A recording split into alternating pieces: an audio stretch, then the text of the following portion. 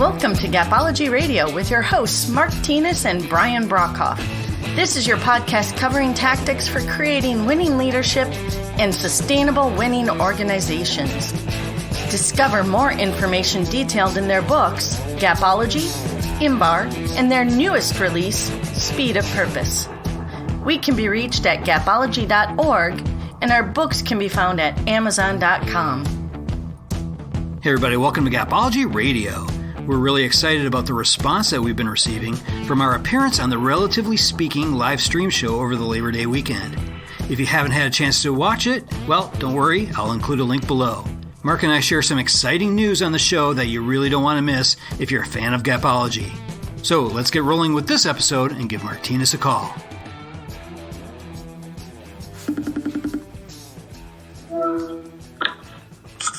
Hey, Brian. Hey, Mark. How are you? Great. How are you? I'm doing good. What's new? Oh, working like crazy. Yeah. It's been busy. A lot. Yeah, it's been a good season. Summer's coming to an end.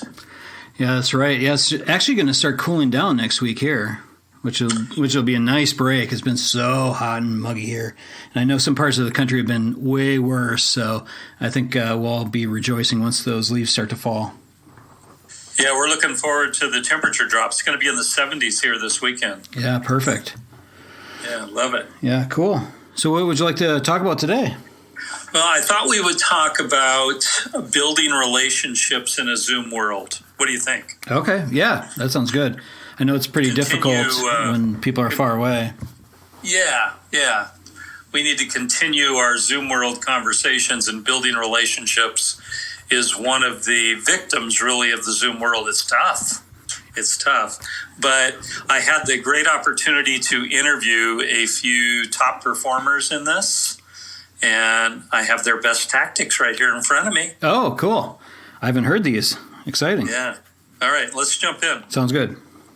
So the first thing is that you got to realize that the Zoom world, being remote, communicating with your team and or partners via video instead of in person, is already a factor that makes it more difficult to build relationships.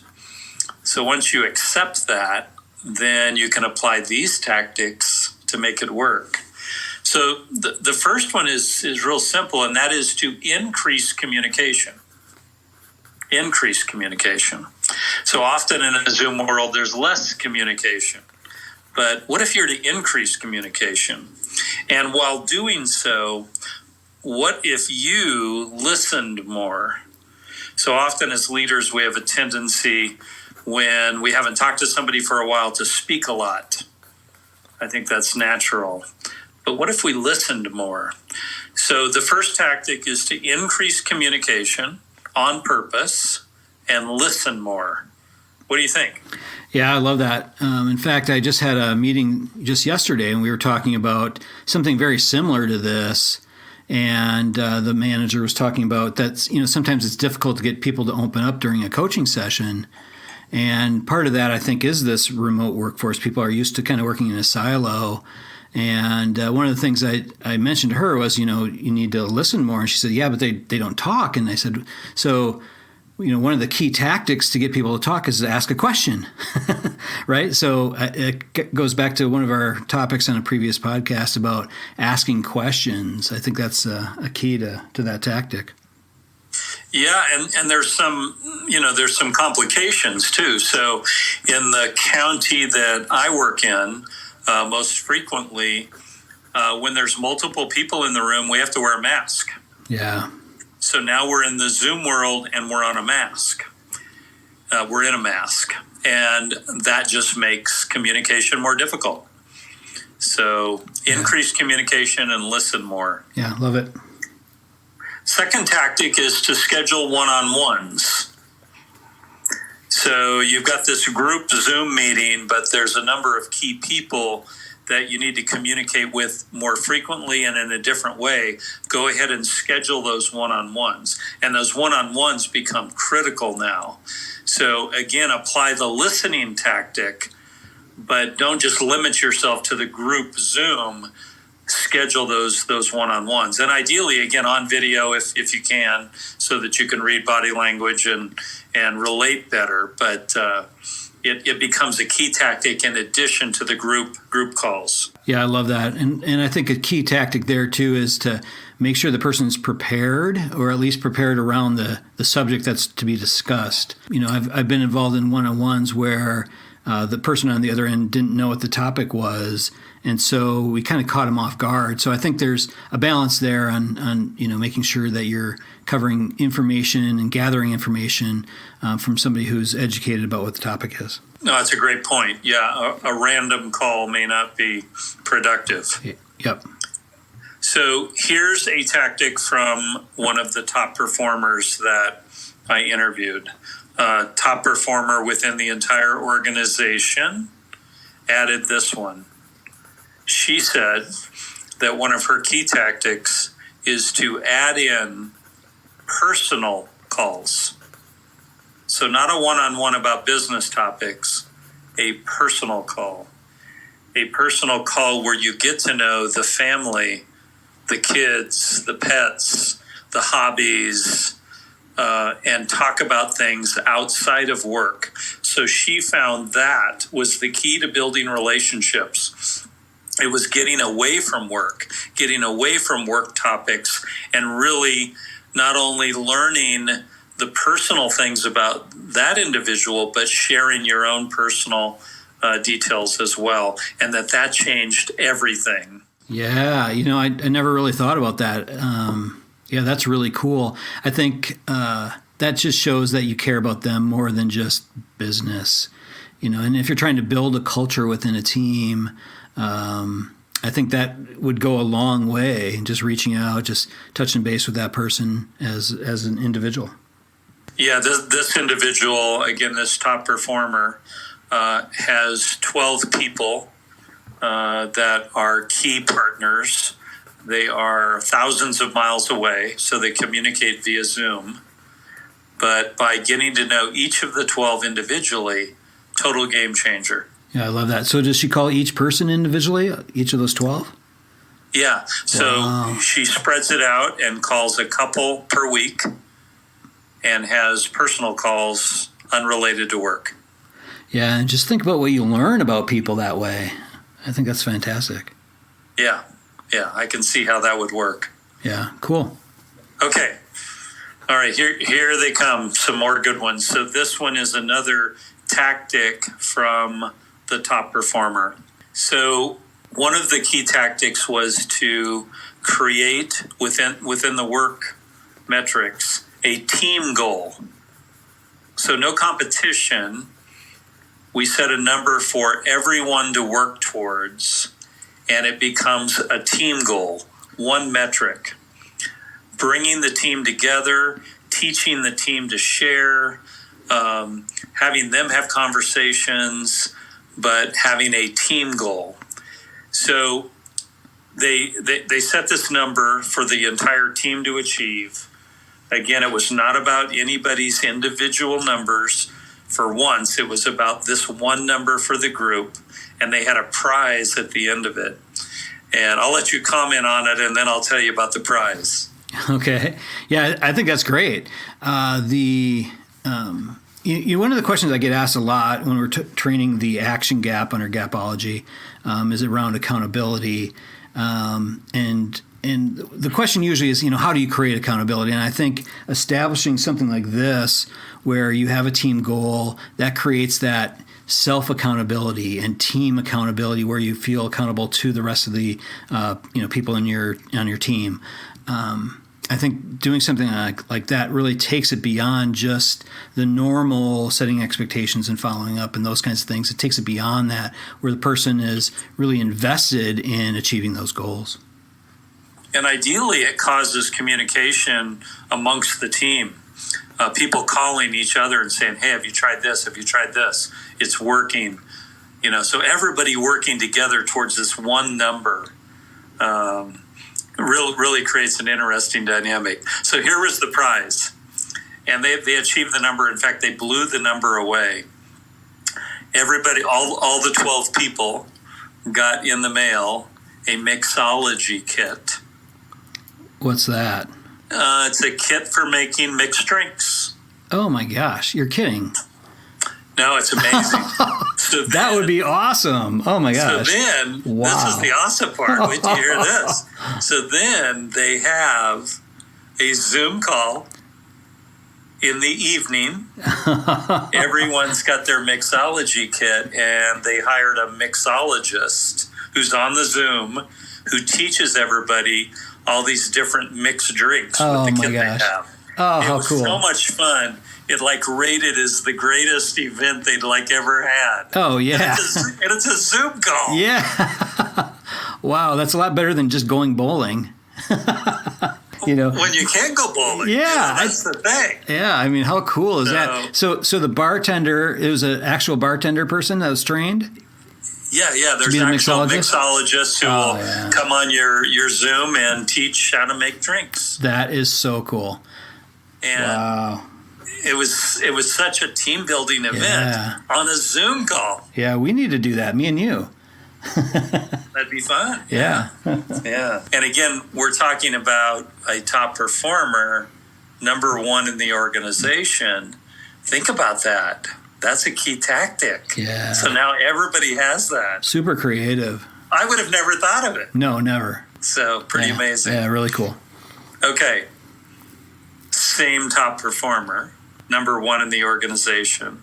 They and this is about creating teamwork. So part of the challenge with the Zoom world is how do you create team? So they set a fitness challenge. They bought Fitbits for everyone on the team, shipped them to them, and they had a Fitbit number that they were all trying to achieve, and they had a team fitness challenge. Okay. And it was an incredible team building event again, where people were sharing, they were sharing their numbers, they were excited, and people got better. People got more fit. People learned from each other. Mm-hmm. And it was, again, these aren't overlapping things, they're separate, but they create a team to where suddenly a work problem is nothing. It's no big deal. Mm-hmm. Yeah. Think about it. Yeah, that's great. Wow. So I love the Fitbit idea. Yeah, that is a cool idea. It's, a healthy way to do it, maybe to offset the mixology, but I think that's really neat. Yeah. Yeah, the mixology thing is not every night. It's right. this one special night. Right. Not every night like I do. Do it every night. Right. Yeah. Man, she's super creative. So I was then advised that by another top performer that when you are in person, so if you have limited ability to be in person, but suddenly we're going to get together as a team for the first time in a while, to go ahead and do an event. Make it special. Have a dinner, have a bowling night, to your point. Do something fun. Go ahead and do it. Because the time we get together, physically together, is very limited. So I like that tactic. It's simple, and it's something to think about. Yeah, no, I like that. I think making it an event is important. It shows that it is important to be together when you can, to leverage all the technology and Zoom and stuff when you can't, but when you are together, really to make that time special and meaningful.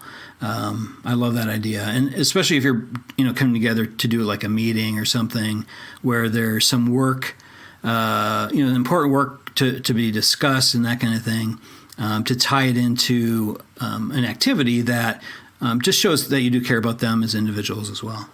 Yeah, and again, so since we have such limited time together, to go ahead and do something fun and special, really makes it memorable. Yeah. Yeah, I love that one.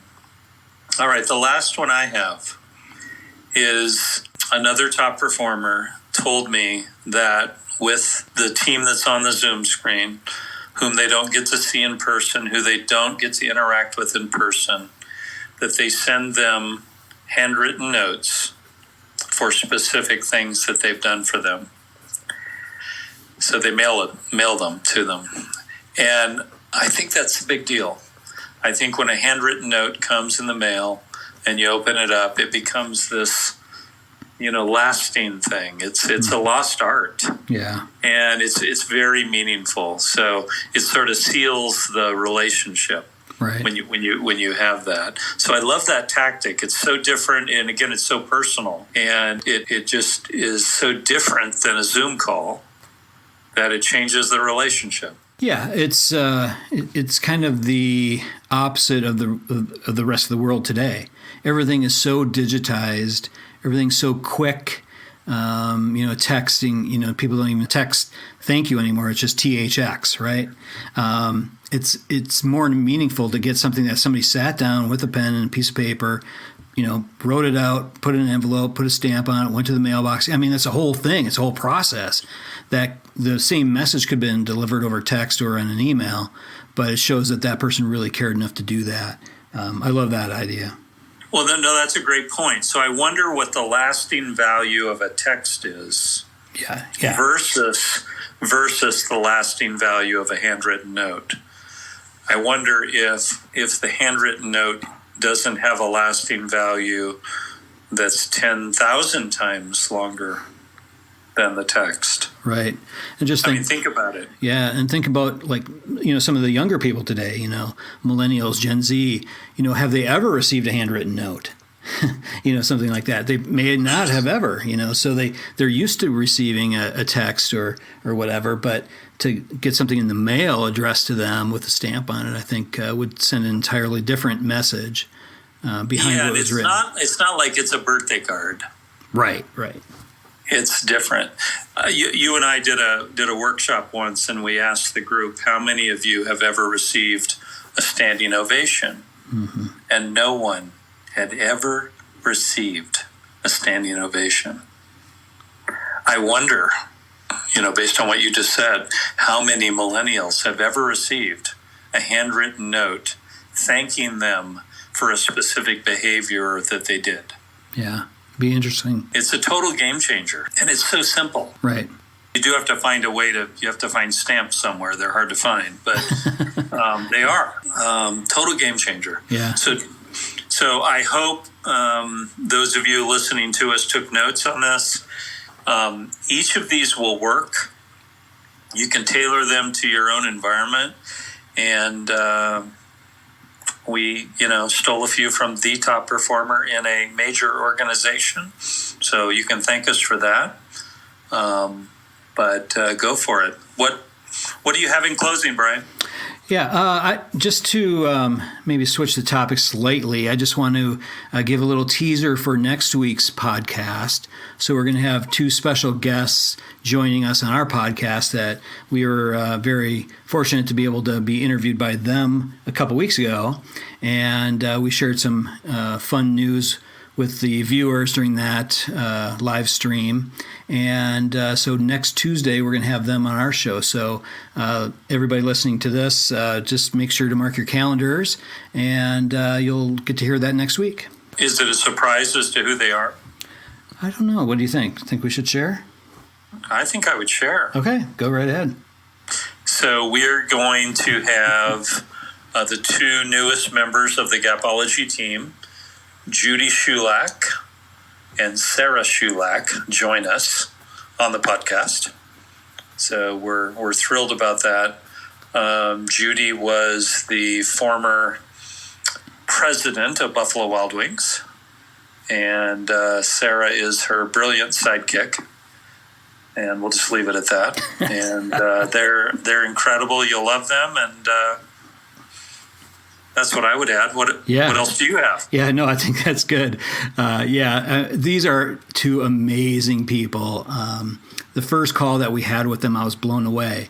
The energy, the different way of looking at things, having that little bit of diversity on our team, I think is going to be just huge for us individually, but also for our organization and any of our clients that we support. So I'm very excited to have them on the show next week. Yeah, awesome. Okay, Mark. Well, this was a good show. Yeah, good stuff. I hope everybody took notes. This stuff will work. We'd love your feedback. make it happen. Sounds good. Okay, we'll talk to you next week. Thanks, everybody. All right, bye-bye. All right, that'll do it from here. If you'd like to learn more about any of our books, our workshops, or our personal coaching, head on over to our website, gapology.org. Everybody have a fantastic week. We'll talk to you soon. This has been a Gapology production. Visit us at gapology.org.